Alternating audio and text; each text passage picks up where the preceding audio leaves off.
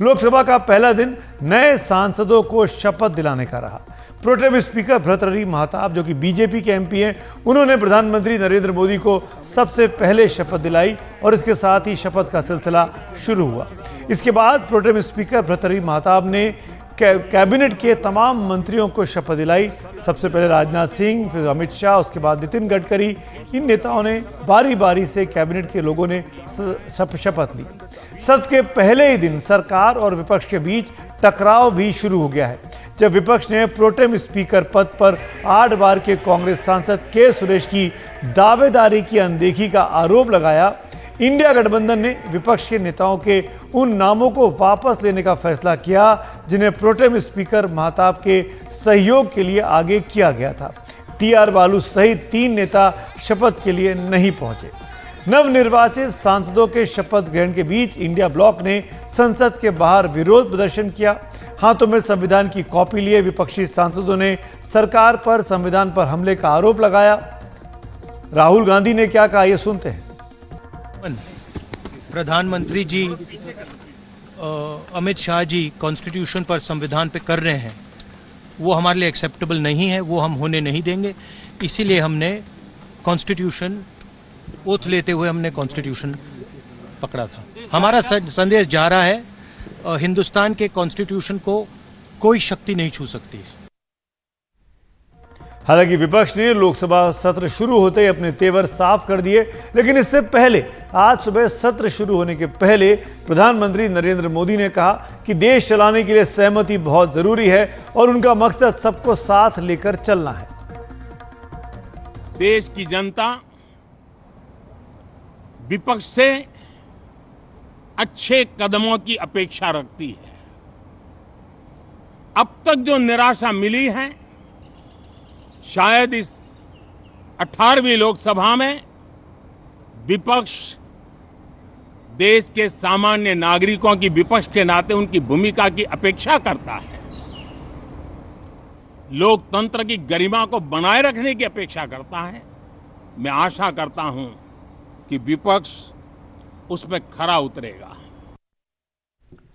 अब देखने के 18वीं लोकसभा सरकार के सामने विपक्ष के तेवर कितने तीखे रहते हैं।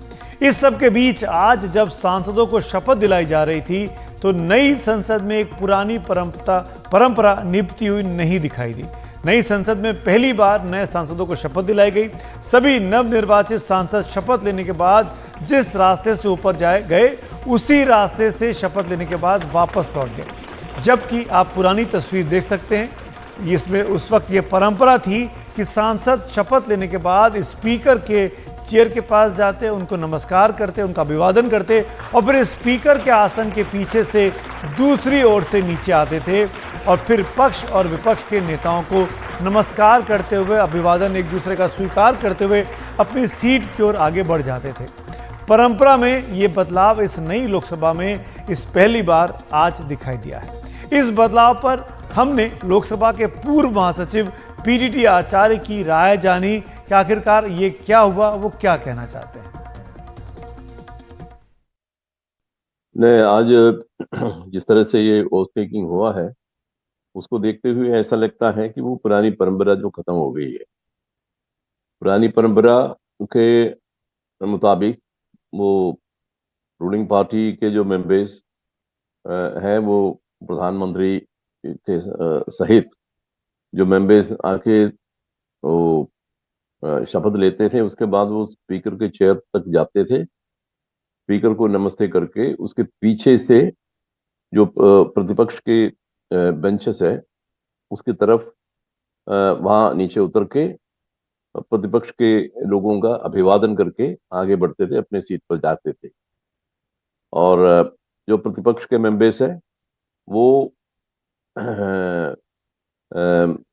टेबल है उसको उसके पीछे से जाके जहां पर वो शपथ लेते हैं उसके पहले वो रूलिंग पार्टी के मेंबरों का अभिवादन करते थे। ये एक परंपरा मेरे ख्याल से शुरू से ही है। अब इससे क्या होता है, आखिर हाउस एक रिप्रेजेंटेटिव बॉडी है, इंडिया की सबसे बड़ी रिप्रेजेंटेटिव बॉडी है।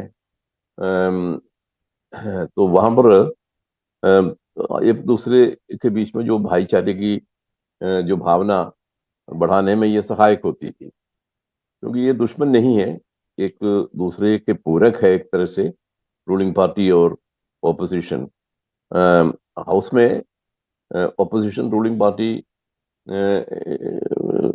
के बारे में उसकी क्रिटिसाइज करते थे, लेकिन उनकी आलोचना करते थे, वो उनका काम है। लेकिन उसके बाद वो भाईचारे जो बनाते थे, वो अपने एक दूसरे को भाई मानते थे, और उनकी जो फ्रेंडशिप है, जो मित्रता की भावना जो है, वो रहती थी बराबर। और ये जो परंपरा है, ये उसको बढ़ाने में सहायक होती थी। तो संसद में जो एक नई परंपरा दिखाई दी, इस नई संसद में हमने सोचा कि कुछ ऐसे लोगों से बात की जाए जो सालों साल संसद की कार्रवाई को कवर करते रहे, जिन्होंने पुरानी संसद भवन को भी देखा, नए संसद भवन को भी देखा।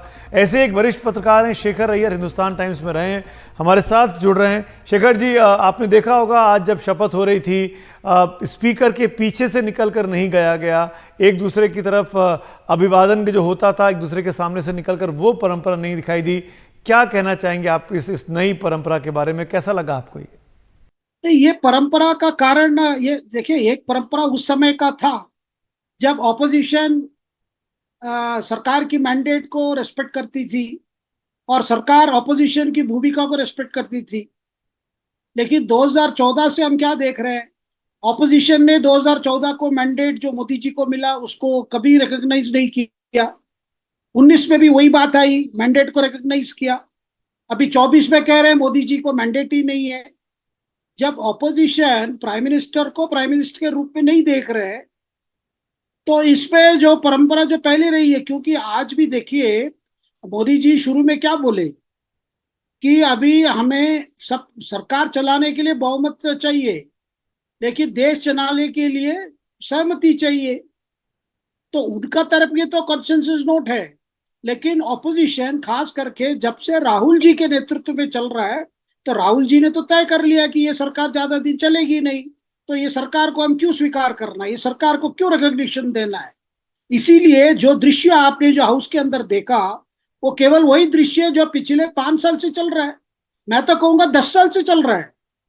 देखिए, ऑपोजिशन ने मैंडेट को माना नहीं, और इस बार भी क्योंकि एनडीए को जो अरिथमेटिक उनके फेवर में था, इसलिए सरकार बना ली। लेकिन कांग्रेस को लगता है कि ये सरकार चलेगी नहीं।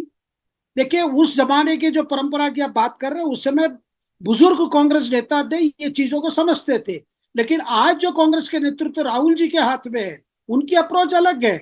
और आप देखेंगे कि पिछले 5 साल से इस बार और ज्यादा आक्रामक रहेंगे कांग्रेस पार्टी और बाकी ऑपोजिशन दल। इसीलिए इस तरह की परंपरा की बात मुझे नहीं लगता है, क्योंकि जब मैंडेट ही को नहीं मान रहे हैं, क्योंकि मैंडेट को लेकर तो पहले ईवीएम पर सवाल किए, मतलब जब तक कांग्रेस नहीं जीत के सत्ता पे आती है, तब तक तो ये सरकार को मानेंगी नहीं। हालांकि प्रधानमंत्री ने शपथ लेने के बाद राहुल गांधी की तरफ देखा था और उनकी तरफ हाथ जोड़कर नमस्कार भी किया था।